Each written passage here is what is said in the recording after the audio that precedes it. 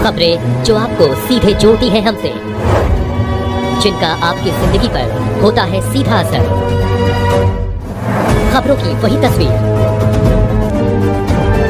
बिना बदले बिना डरे, जज्बात सच का लिए। नमस्कार, इंडिया टीवी न्यूज देख रहे आप। मैं हूं निहारिका सिंह। कैंसर से बेहतर इलाज के लिए Apollo hospital information centre Patna में डॉक्टर पी महादेव करेंगे टेली मेडिसिन इलाज। देखिए इस खास रिपोर्ट में।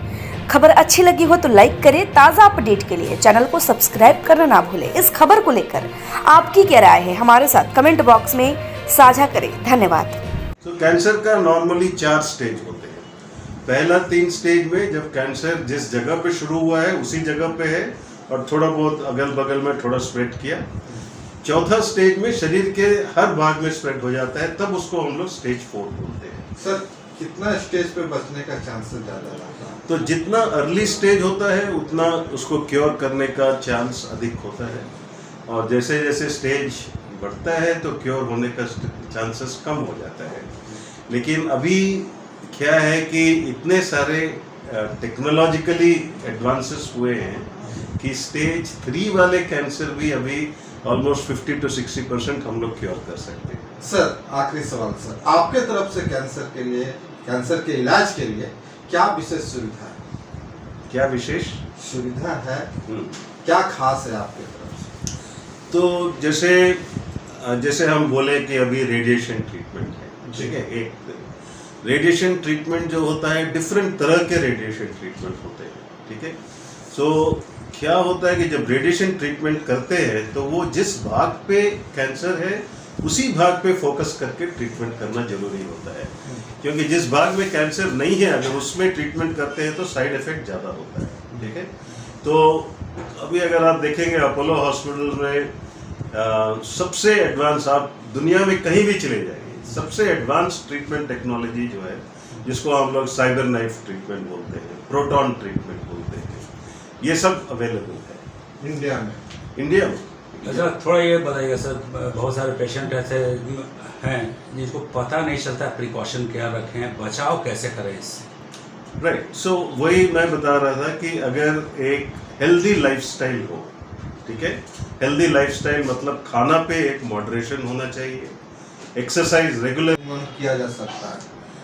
तो ये बहुत एक इम्पॉर्टेंट क्वेश्चन है, इसलिए क्योंकि हम लोग जानते हैं कि कम से कम 60% to 70% कैंसर जो होता है वो तंबाकू के चलते होता है, तंबाकू का सेवन के चलते होता है। वो तंबाकू का सेवन किसी भी फॉर्म में हो, खैनी जैसे हो सकता है, स्मोकिंग हो सकता है, वो स्नफ बोलते हैं ना, नाक में डालते हैं, वो हो सकता है। तो ऑलमोस्ट 50 to 60% ऑफ कैंसर जो है वो तंबाकू रिलेटेड है। अगर आज आप तंबाकू को बैन कर देते हैं, तंबाकू अगर नहीं है तो 50% ऑलमोस्ट कैंसर इंसिडेंस कम हो जाएगा। दूसरा होता है कि लाइफस्टाइल होता है, एक बहुत आजकल एक टेंशन का लाइफस्टाइल, फास्ट फूड है, एक्सरसाइज नहीं करते हैं।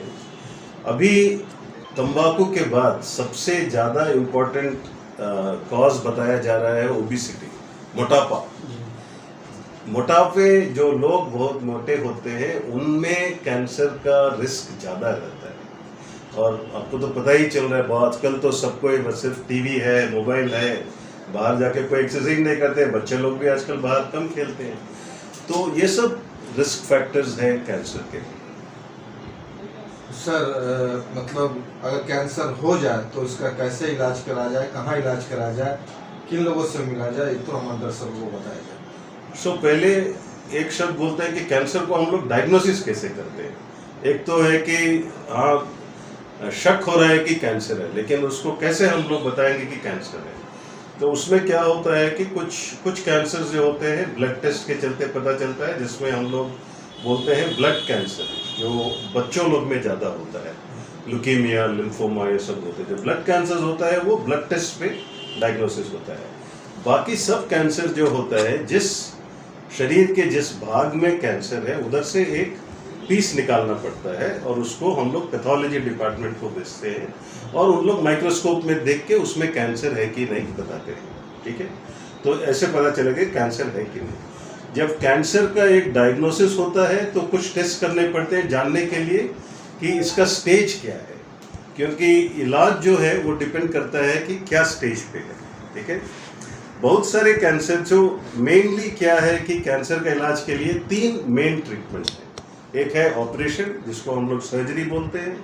दूसरा होता है रेडिएशन ट्रीटमेंट, जिसको आमतौर से लोग बोलते हैं करंट ट्रीटमेंट, लेकिन कोई करंट वगैरह कुछ नहीं है इसमें एक्सरे द्वारा ट्रीटमेंट किया जाता है, तो इसको रेडिएशन ट्रीटमेंट बोलते हैं। दूसरा होता है कीमोथेरेपी। तीसरा, कीमोथेरेपी मतलब दवाई सलाइन के द्वारा दिया जा सकता है, दवाई टैबलेट के द्वारा दिया जाता है। ये है 3 मेजर ट्रीटमेंट्स। इसके अलावा अभी नया हम लोग के पास टारगेटेड ट्रीटमेंट बोलते हैं और इम्यूनोथेरेपी करके बोलते हैं।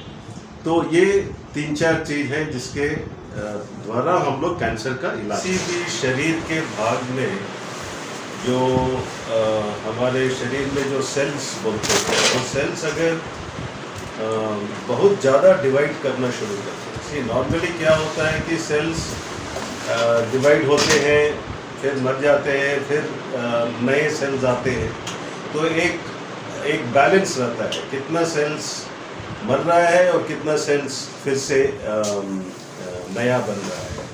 कैंसर में क्या होता है कि ये जो बैलेंस है वो बैलेंस बिगड़ जाता है, जिसके चलते बहुत सारे सेल्स बनना शुरू हो जाते हैं शरीर में। तो जिस अंग में ये प्रॉब्लम आता है उस अंग में या तो हम लोग देखेंगे जैसे एक स्वेलिंग जैसे हो गया, तो इसको कैंसर बोलते हैं। जब एक बैलेंस नहीं होता है, कितना नया सेल्स फॉर्म हो रहा है और कितना पुराने सेल्स मर रहे हैं और बहुत ज़्यादा सेल्स बनने शुरू हो जाते हैं शरीर में, तो इसको कैंसर बोलते हैं।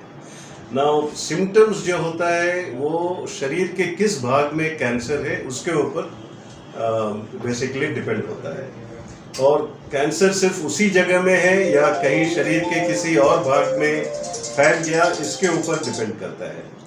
तो जैसे अगर हम लोग कॉमनेस्ट कैंसर्स अगर देखेंगे तो इंडिया में कॉमनेस्ट कैंसर्स है, अगर विमेन में हम लोग देखेंगे, स्त्री लोगों में, उसमें ब्रेस्ट कैंसर और सर्विक्स कैंसर सबसे ज़्यादा कॉमन है। और अगर हम लोग मर्दों में देखेंगे तो इसमें हेड एंड नेक कैंसर जिसको बोलते हैं, जैसे मतलब जीभ में या गाल में या गले में, इस जगह पे ज़्यादा कॉमन रहता है। लंग कैंसर, और तो अगर गले में मान लीजिए कैंसर है तो खाने में कोई तकलीफ होगा, आवाज़ में बदलाव आ जाएगा, और अगर मुंह में कोई कैंसर है तो वहाँ पे ब्लीडिंग हो सकता है, एक अल्सर जैसे दिखाई देगा। अगर सर्विक्स कैंसर जिसको बोलते हैं स्त्री में, उसमें क्या होता है कि ब्लीडिंग हो सकता है या डिस्चार्ज हो। जैसे कि मैं लास्ट कैंप में भी बताया था कि यहाँ पे जो हम लोगों के रूपसपुर में जो Janardan pharma Apollo hospital information centre है, वहाँ पे high and speciality doctor will be available every month. 1 या 2 या 3 भी डॉक्टर आ सकते हैं एवरी वीकेंड। और जैसे कि आज हम लोगों के बीच हैं doctor P Mahadev, senior consultant radiation में, वैसे ही हर स्पेशलिस्ट के डॉक्टर इधर आने वाले हैं। और कैंसर के इलाज के बारे में जो सर बता रहे थे कि डॉक्टर विल बी, मतलब डॉक्टर हर समय पेशेंट के साथ टच में रहेंगे थ्रू वीडियो कंसल्टेशन। अगर ज़रूरत पड़ता है सर तो 3 महीने में इधर आ ही रहे हैं। किसी ट्रीटमेंट कभी पटना में उपलब्ध नहीं है ट्रीटमेंट, उस ट्रीटमेंट के लिए हो सकता है चेन्नई जाना पड़े, बट वहाँ से आने के बाद फिर से ये ट्रीटमेंट कंटिन्यू रहेगा इधर। और भी जितना भी स्पेशलिटी है वो भी इधर आने वाले हैं एवरी मंथ।